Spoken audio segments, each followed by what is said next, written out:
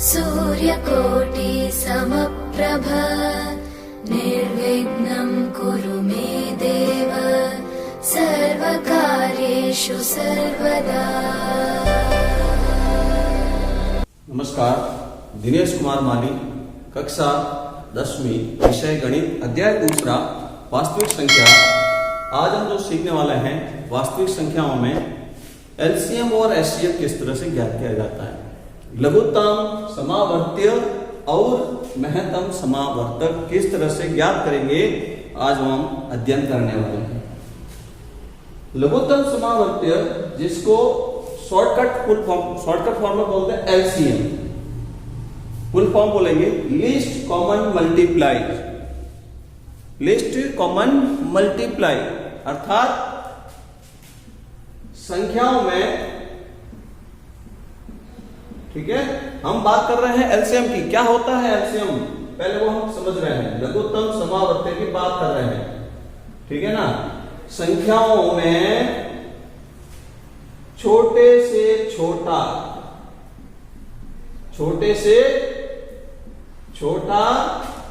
सार्वगुणज,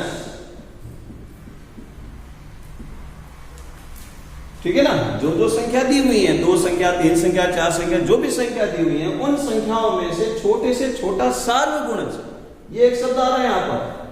सार्व यानी सब में होना चाहिए वह गुणज, जो संख्या सब में वो गुणज होना चाहिए, तो वो उसका एलसीएम है।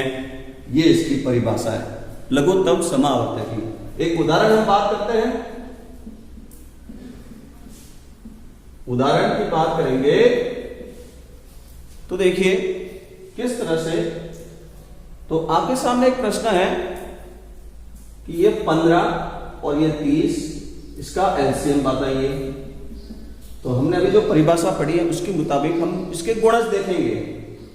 तो 15 के गुणज, 15 का गुणज का मतलब 15 का जो टेबल है, 15 के गुणज में जो आएगा, 15 जोड़कर या 15 मल्टीप्लाई करके, 15, 30, 45, 60, ठीक है, 75 डॉट डॉट डॉट डॉट अनंत तक चलता रहेगा। गुणजों की संख्या अनिश्चित, अपरिमित। अब हम 30 की बात करेंगे तो 30 के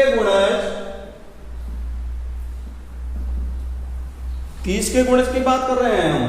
तो 30 का गुणज 30, 60, 90 डॉट डॉट डॉट डॉट अनंत। अब हमने जो यहां 2 संख्या लिखी है, हमको बताना है 15 और 30 का एलसीएम क्या है। परिभाषा में क्या पढ़ा हमें, संख्या जो है उनका छोटे से छोटा सार्वगुणज, जो गुणज इसमें है वो का वो गुणज इसमें होना चाहिए। छोटे से छोटा, कम से कम जो है वो, तो कम से कम यहां पर मेरे को दिख रहा है 30, जो ये 30 यहां पर भी है। इससे छोटा कोई नहीं है परंतु सार्वग नहीं है। 15 इसमें परंतु 15 इसमें नहीं है, अतः 30 ही इसका एलसीएम कहलाएगा। 15 व 30 का एलसीएम इक्वल टू क्या बोलने वाला है, 30। लघुत्तम समावर्त्य ये 30 होने वाला है, ठीक है। आइए अब बात करते हैं हम एचसीएफ की। एचसीएफ का मतलब क्या होता है देखेंगे। संख्याओं में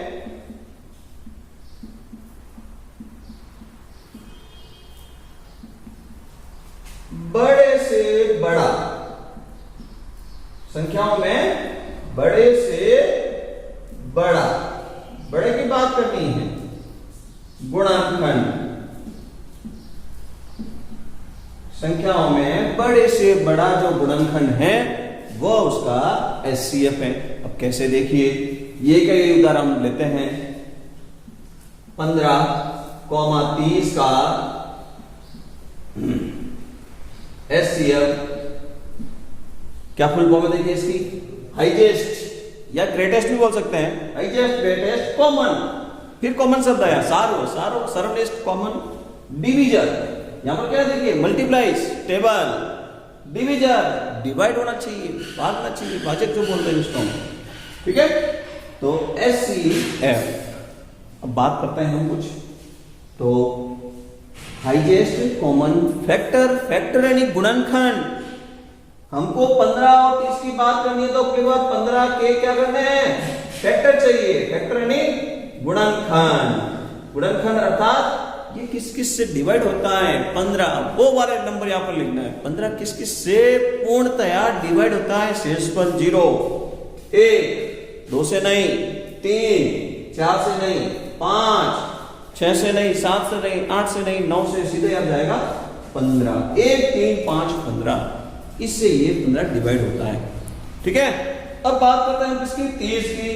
तो 30 के भी इसी तरह से हम फैक्टर बोलने वाले हैं, 30 के गुणनखंड। तो 30 के गुणनखंड की बात करेंगे हम।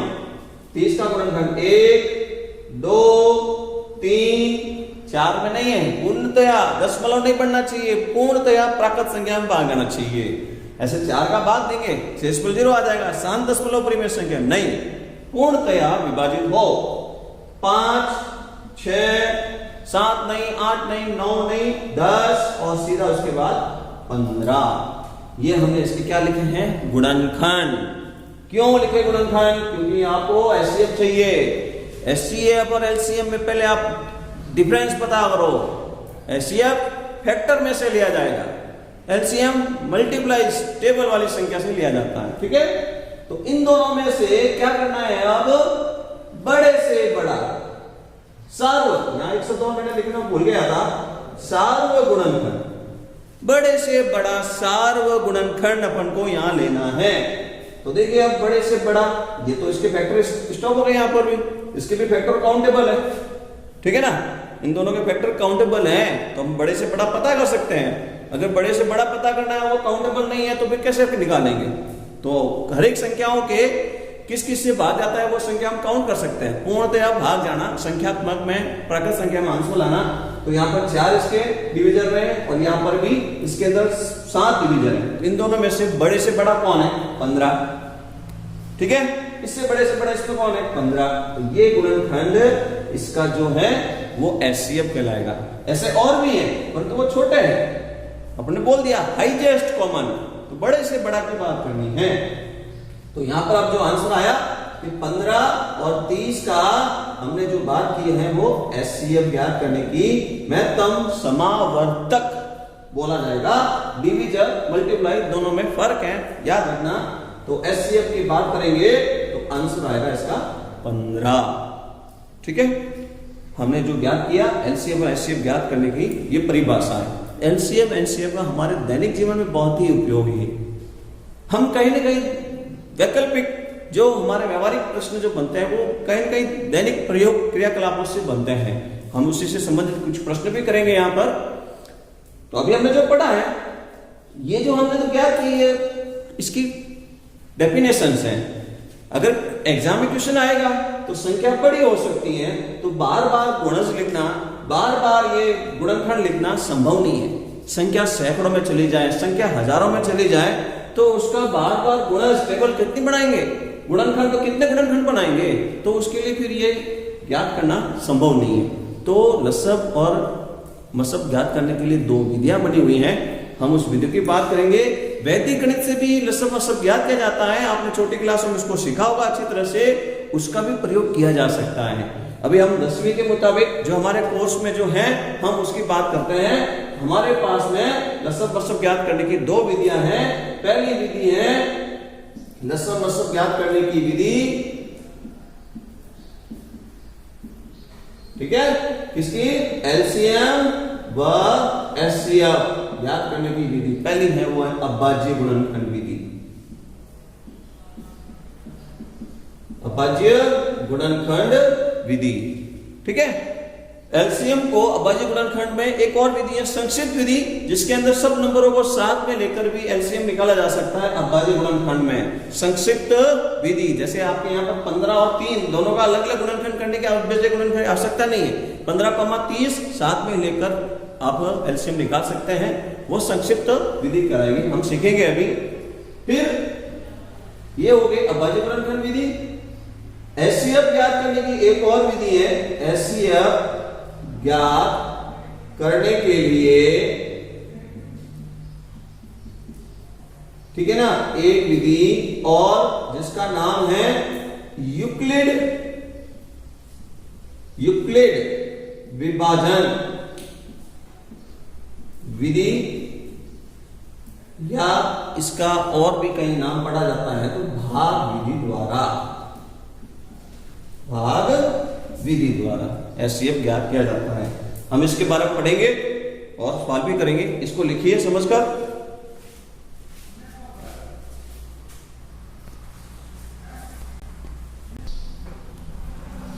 आइए हमारे सामने एक प्रश्न है। इस प्रश्न को हम एलसीएम या एचसीएफ की सहायता से हम इसको हल करने वाले हैं। तो अभी हमने पढ़ा था कि एलसीएम एचसीएफ हमारे दैनिक जीवन कहीं न कहीं हम इस क्रियाकलापों में इनको प्रयोग में ले सकते हैं। तो यही हमको सीखना है। गणित को दैनिक जीवन में प्रयोग में लाने के लिए ही सीखा जाए। ठीक है, तो आपके सामने एक प्रश्न है। एक विद्यालय में कक्षा 10 राम और कक्षा 10 लक्ष्मण में क्रमशः 48 और 60 छात्र पढ़ते हैं। विद्यालय के पुस्तकालय में पुस्तकों की संख्या ज्ञात करनी है। वह कम से कम संख्या ज्ञात करनी है ताकि प्रत्येक सेक्शन में समान तथा पूरी बांटी जा सके। आपको विद्यालय में किताबें इतनी रखनी है कि दोनों सेक्शन के अंदर कम से कम इतनी किताबें रखें कि दोनों सेक्शन के अंदर बराबर बराबर किताबें बांटी जाए, कम ज्यादा नहीं। ऐसे नहीं ए सेक्शन के अंदर 60 किताब बांट दी, दूसरे सेक्शन में 70 बांट दी, इस तरह से नहीं। बराबर किताबें बांटी जाए तो लाइब्रेरी में कम से कम कितनी किताबें रखी जाए। ऐसे प्रश्न ऐसे कई बार हमारे व्यवहारिक जीवन में काम आता है। कम से कम कितनी बांटी जाए कि आप दोनों में बराबर व्यवस्थित हो जाए संख्या। तो इस तरह के प्रश्न हम सीखेंगे। तो इस तरह के प्रश्नों में कम से कम संख्या ज्ञात करनी है और समान बांटनी है। तो प्रत्येक बार हमेशा एक ही विधि का प्रयोग किया जाएगा, वो है एलसीएम। लसअ, किताबों की संख्या लाइब्रेरी में जो है वो है लसअ। किसका लसअ? जो यहां पर संख्या की हुई है। राम में 48 है और लक्ष्मण में 60 है। ठीक है, तो देखिए मैं अब शुरू कर रहा हूं उसको हल करने के लिए। पुस्तकालय में कम से कम पुस्तकों की संख्या, कम से कम पुस्तकों की संख्या मतलब 60। ठीक है ना, 48 व 60 का लसअ। लघुत्तम समावर्ती आप निकालने वाले 48 व 60 का। ठीक है, तो अब इसके लिए हम कौन सी विधि प्रयोग में लेंगे? अभाज्य गुणनखंड विधि। तो अभाज्य गुणनखंड के लसअ के लिए आसान विधि है वो संक्षिप्तीकरण है। दोनों का एक साथ लसअ निकालना है, अभाज्य गुणनखंड अलग अलग नहीं बनाना है। ठीक है, तो उसको संक्षिप्तीकरण नाम दिया हुआ है। संक्षिप्त विधि से, संक्षिप्त विधि अभाज्य गुणनखंड द्वारा, अभाज्य गुणनखंड द्वारा लसअ। ठीक है, किस किस का? 48, 60 का। तो लसअ के लिए क्या बात रखनी है आपको ध्यान में? अभाज्य गुणनखंड ही चाहिए। अभाज्य गुणनखंड, अभाज्य संख्या का मतलब ध्यान रखें आप। अभाज्य संख्या वे संख्या जो अपने स्वयं या एक के अतिरिक्त किसी और में नहीं है गुणनखंड वो। या ऐसा कह सकते हैं अगर उसके गुणनखंड ज्ञात किए जाए तो 2 के अतिरिक्त कोई गुणनखंड नहीं होना चाहिए। शुरुआत 2 से होती है, एक अभाज्य गुणनखंड में अभाज्य संख्या में नहीं आता है 2, तो 2 का गुणनखंड बोलिए 1 और 2। इसके अलावा है क्या? 3 का अभाज्य संख्या बोलिए। और तो 3 के गुणनखंड बोलेंगे ना, तो 3 का गुणनखंड होगा 1 और 3। इसके अलावा कोई है क्या? नहीं है। तो 2 गुणनखंड के अलावा उसका तीसरा नहीं होगा। तो समझ जाना आप 2 पहाड़ी के अलावा किसी तीसरे पहाड़ी में नहीं आना चाहिए, तीसरे टेबल में नहीं आना चाहिए, अन्य टेबल में। और तो हम सबसे पहले शुरुआत आप यहां पर क्रम से करें। अभाज्य संख्या जो ले रहे हैं ध्यान रखें, कई बार क्या करता है 0 दिख रहा है 10 का भाग देता है, 0 दिख रहा है 5 का भाग देता है। ये नहीं, अभाज्य संख्या ही रखनी है और क्रम से रखनी है। सबसे पहले सम संख्या में एक अभाज्य संख्या है वो 2, इकाई अंक 8 है, इकाई अंक 0 है, 2 का भाग जा रहा है, 2 का भाग देंगे 24, 2 का भाग दिया 30। भाग देने का मतलब पूर्ण भाग जाना, पूरा भाग। 2 का भाग दिया 12, 2 का भाग दिया 15। अब एक संख्या में भी 2 का भाग जा रहा है तो देना ही है। 2 का भाग दिया 6, 2 का भाग दिया नहीं जा रहा है, लिख दो वैसे के वैसे। पूर्ण भाग जाना चाहिए पूरा, 15 में नहीं जा रहा तो नहीं दिया, वैसे लिख दिया। 2 का भाग 2, 3 इधर नहीं जा रहा, वैसे के वैसे चल रहा है। ये कहला दिया संक्षिप्तीकरण, एलसीएम का संक्षिप्तीकरण विधि। अब 2 का भाग नहीं जा रहा, 3 का भाग 2, 3 का भाग 1, 3 का भाग दिया 5, अब 3 का भाग भी नहीं जा रहा है, 5 का भाग 2, 1,1। ठीक है, हम लसब ज्ञात करके कर रहे हैं। अब देखिए आगे, अब बाजी गुणनखंड से हमने लसब ज्ञात करना काम शुरू कर लिया है ना, तो या इसका ही गुणनखंड बन गया, वही लसब है। लसब 1, 2, 3, 4, 2 की घात 4 इंटू 3 और 1 5। ठीक है, 2 की घात 4 अर्थात कितना होता है 16 इंटू 3 इंटू 5, 16 इंटू 3 48, 48 इंटू 5 240। ये 240 ही अपना आंसर है। लाइब्रेरी में आपको 240 पुस्तकें रखनी पड़ेगी, अतः अंत में आंसर लिखे, केवल ऐसा लिखे नहीं छोड़े, विधि काम पूरा। अतः विद्यालय में पुस्तकालय में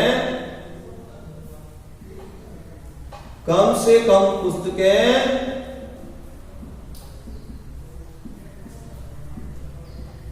240 पुस्तकें, 240 से कम रख ही नहीं सकते हैं।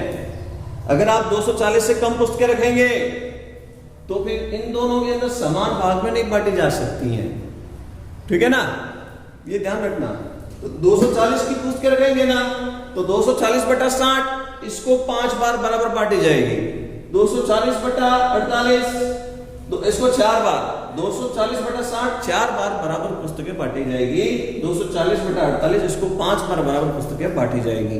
इससे कम अगर पुस्तकें रखेंगे तो बराबर विभाजित नहीं होगी, किताबों की संख्या कम ज्यादा हो सकती है बांटने में। ठीक है, तो इस तरह के प्रश्न आए तो एलसीएम का प्रयोग करके उसको हल करें। समझते हुए लिखिए।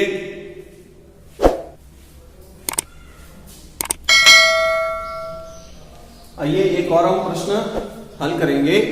लिखा हुआ है प्रश्न में, उस बड़े से बड़े धनात्मक पूर्णांक को ज्ञात कीजिए। धनात्मक पूर्णांक चाहिए जो 398, 436 और 542 को विभाजित करने के पश्चात भाग देने पर उस संख्या का शेषफल 7, 398 में भाग देने पर शेषफल 7 आएगा। 436 पे जब उस संख्या का भाग देंगे तो शेषफल 11 आएगा। 542 में उसका भाग देने पर 15 शेषफल रहेगा। बताइए वो धनात्मक पूर्णांक संख्या क्या है। इस तरह के जब प्रश्न आए तो उसमें वो बड़े से बड़ा धनात्मक पूर्णांक ज्ञात करना है, मसब ही काम आएगा, कभी भी लसब का प्रयोग नहीं आएगा। अधिकतम बड़े से बड़ा नाम आते हैं उसमें मसब का प्रयोग करते हैं। तो देखिए यहां पर सबसे पहले हमको एक ऐसी संख्या पता करनी है जिसमें वो पूर्णतया भाग जाए, तो इसके लिए हम शेषफल सब में से माइनस कर देते हैं। ठीक है ना, तो अभीष्ट संख्या, वह अभीष्ट संख्या 398 में भाग देने पर शेषफल 7 रहता है। कितना शेषफल रहता है 7, अर्थात माइनस कर लो, 398 माइनस का 7 391। ठीक है ना, 391 में अभीष्ट संख्या जो अपन ज्ञात करेंगे वो अभीष्ट संख्या का मतलब वो जो अपन का उत्तर है। अभीष्ट संख्या पूर्णतया विभाजित है, पूर्णतया विभाजित है। ठीक है ना, ये 391 में जो अपना आंसर है जो हम सब भाग बोलेंगे ऐसे अब उसमें पूरा पूरा भाग जाएगा, शेषफल 0 आएगा, प्राकृत संख्या भाग जाएगा, पॉइंटर में भी नहीं। इसी प्रकार अगले वाली संख्या 436 माइनस कितना शेषफल 11 करो माइनस 425 हो गया। वह एक और संख्या देखिए 542 शेषफल बोलिए इसका माइनस 15, तो ये हो गया 527 में अभिष्ट संख्या पूर्णतया विभाजित है। अभिष्ट संख्या पूर्णतया विभाजित है। ठीक है, तो हम एचसीएफ निकालेंगे। 3 संख्या है, संख्या ज्यादा बड़ी नहीं है, हम अभाज्य गुणनखंड विधि का प्रयोग करते हैं। ठीक है, तो अभाज्य गुणनखंड, इन तीनों के अभाज्य गुणनखंड निकाला मैं। अतः कौन कौन से प्रश्न थे हमारी संख्या में 391 लेना है, 425 व 542 का अभाज्य गुणनखंड।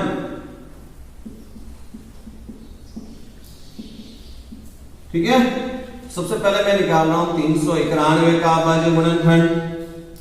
अभाज्य गुणनखंड निकालना है तो जितने भी अभाज्य संख्या है वो ध्यान में रहे और विभाजित नियम ध्यान में रहे विभाजित संख्याओं के।